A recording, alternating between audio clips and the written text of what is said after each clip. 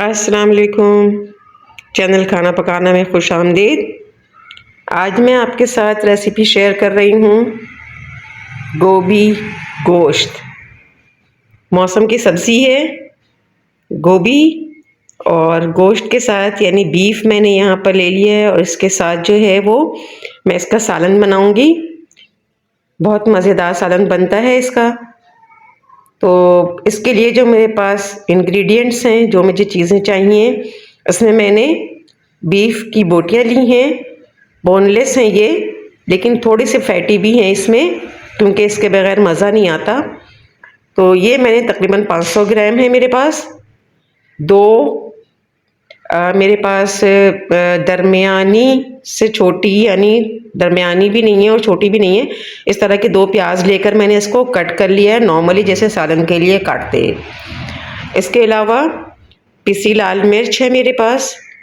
एक इसमें जो है टेबल स्पून, यानी 1 टेबल स्पून मैंने पिसी हुई लाल मिर्च, 1 टेबल स्पून बराबर से हल्दी पाउडर, 1 टेबल स्पून फुल धनिया पाउडर और 1 टीस्पून फुल ज़ीरा पाउडर है, 1 टीस्पून बराबर से काली मिर्च पाउडर है, 1 टीस्पून फुल गरम मसाला पाउडर है। गरम मसाला पाउडर मैं आमतौर पर घर में ही बनाती हूँ।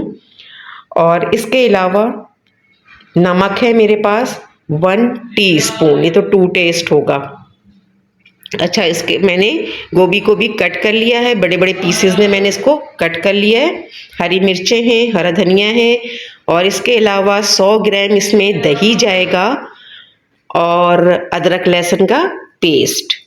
तो चलिए जल्दी से इसको शुरू करते हैं। और मैं सबसे पहले इसमें प्याज को फ्राई करूँगी, लेकिन प्याज से भी पहले मैं इसमें ये जो गोभी को मैंने कट करके रखा है, मैं इसे थोड़ा सा फ्राई करूँगी और स्टीम करूँगी।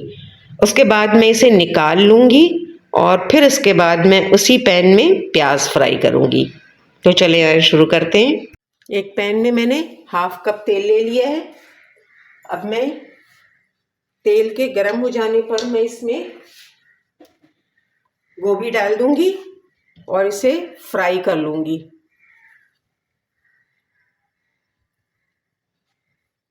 ये देखें, गोभी मैं इसमें डाल रही हूँ। बस इसे जस्ट मैं फ्राई करूँगी। फ्राई करने से होता ये है कि ये जो थोड़ी सी गोभी है वो स्टेबल भी हो जाती है, क्योंकि इसके टूटने का खतरा होता है सालन में। तो इसमें थोड़ी सी स्टेबिलिटी इस तरह की आ जाती है। दूसरी चीज़ ये कि थोड़ा सी इसमें स्टीम भी आ जाता है। अच्छा, इसे कभी भी जो है वो इस तरह से नहीं चलाएंगे, इसको इसी तरह से मूव करते रहेंगे। ये देखें, गोभी को मैंने फ्राई कर लिया है। अब मैं इसको इसी तरह से आराम से इसे मैं निकाल लूँगी। बस इतना ही काफ़ी है। अब मैं आखिर में गोश्त पकाने के बाद इसमें इस जो गोभी है इसको डालूँगी। ये देखिए,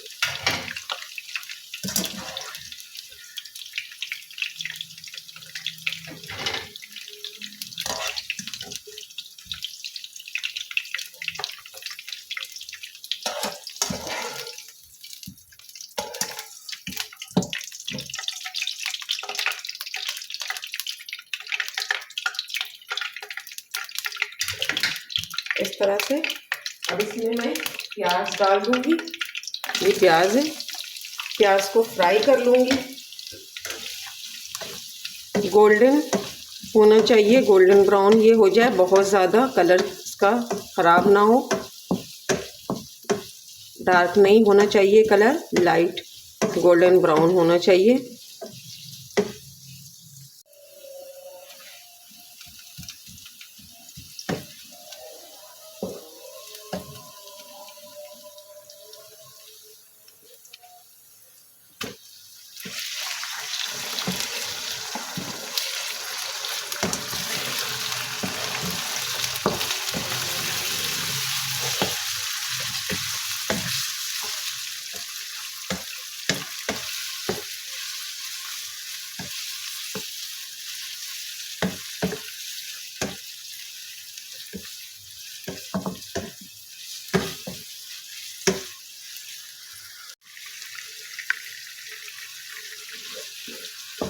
ये देखें, ये मैंने इसको मीडियम फ्लेम पर रखकर अच्छी तरह से इसका पानी खुश्क कर लिया है और साथ ही गोश्त का कलर भी चेंज हो गया है। अब मैं इसमें अदरक लहसुन का पेस्ट ऐड करूँगी।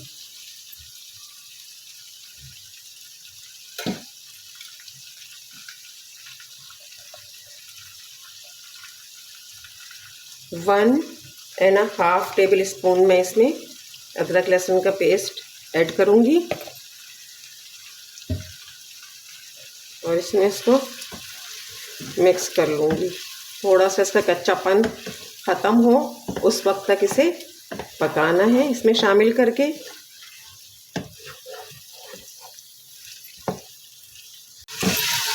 लहसुन अदरक के पेस्ट को मैंने इसमें अच्छी तरह से पका लिया है, इसका कच्चापन ख़त्म हो चुका। अब मैं इसमें मसाले ऐड करूँगी। मसाले ऐड इसमें मैं मिर्चें, ये मिर्च का जो पाउडर है ये ऐड करूँगी, हल्दी पाउडर और धनिया पाउडर और नमक, ज़ीरा पाउडर, काली मिर्च पाउडर और गरम मसाला पाउडर मैं इसमें अभी ऐड नहीं करूँगी और इसको अच्छी तरह से मसाले को इसमें मिक्स करूँगी।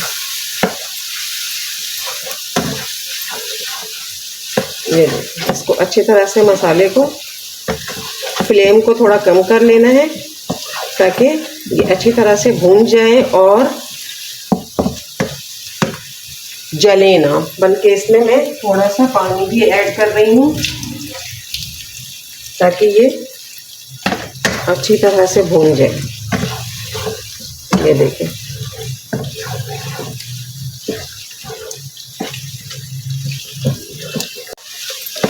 मसाला अच्छी तरह से भून चुका है। अब मैं इसमें 1.5 कप पानी ऐड करूँगी और इसे रख दूँगी गलने के लिए। तो इसमें मैं 1.5 कप पानी ऐड कर देती हूँ।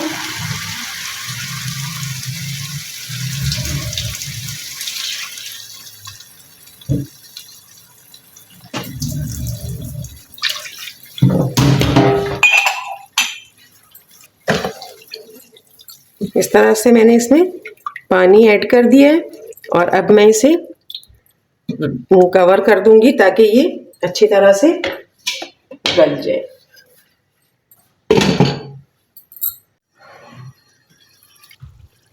गोश्त अब गल चुका है, पानी इसका देखिए खुश्क हो चुका है।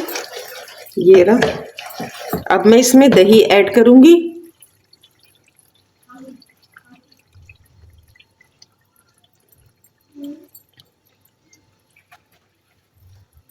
अच्छी तरह से इसको, दही को इसमें शामिल कर दें क्योंकि इसमें ज़ाया ना हो।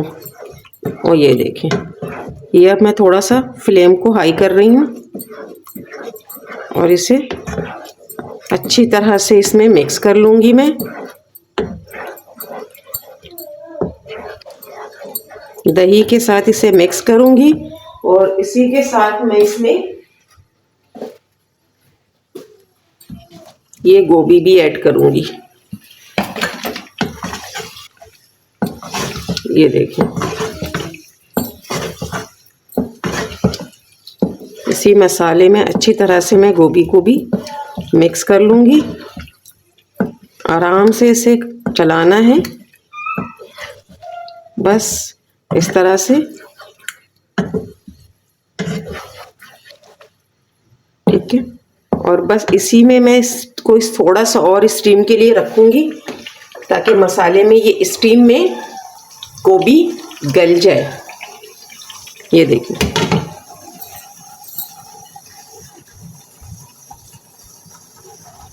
इसी तरह से स्टीम आ चुकी है। अब इसमें गोभी को ये दही के साथ, हमने दही के पानी में ही इसे भून लिया। अब इसमें मैं ये जो मसाले मैंने रखे थे ये मैं इसमें ऐड कर दूंगी और ये 4 हरी मिर्चें हैं जो कि मैं इसमें ऐड करूंगी।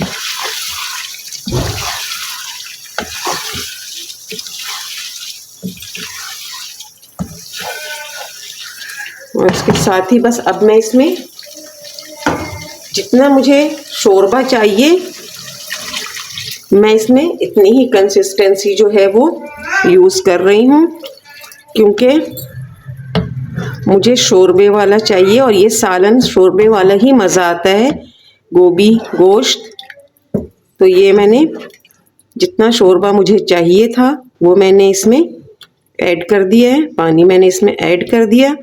अब इसमें बॉयल आ जाए और थोड़ा सा जो गोभी का मसला है, गोभी तो स्टीम में ही मैं पका चुकी, लेकिन थोड़ा सा और गोभी का जो मसला है वो भी इसमें जो है वो पूरा हो जाएगा। और बस मैं इसे कवर कर देती हूँ 5 मिनट के लिए। ये देखें इसमें बॉयल आ चुका है और इसके साथ ही इसमें तेल जो है वो अलग हो चुका। अब इसे हमने चलाना नहीं है, मैं तो इसको यूं ही करूँगी ताकि गोभी जो है वो टूटने ना पाए। और साथ ही बहुत सारा हरा धनिया इसमें खूब सारा अच्छी तरह से हरा धनिया डाल दें। इस तरह से मज़ेदार सी ये सर्दी की रेसिपी तैयार है, मज़ेदार सा सालन। नमक चख लीजिएगा ताकि अपने टेस्ट के मुताबिक इसको एडजस्ट कर सकें। मेरे चैनल को लाइक और सब्सक्राइब ज़रूर कीजिएगा, बेल आइकन ज़रूर प्रेस कर दीजिए ताकि इस तरह की जो रेसिपीज़ हैं वो आप तक वक्त पर पहुंच सके। बस अब मैं इसे फ्लेम को ऑफ करूंगी और इसे कवर कर दूंगी। तो ये थी हमारी आज की रेसिपी, गोभी गोश्त का शोरबे वाला सालन। बनाएं और ट्राई करें ज़रूर। चावलों के साथ भी इसका बड़ा मज़ा आता है। इसके अलावा आप इसे चपाती के साथ भी सर्व कर सकती हैं और मज़े ले सकते हैं इस सालन के।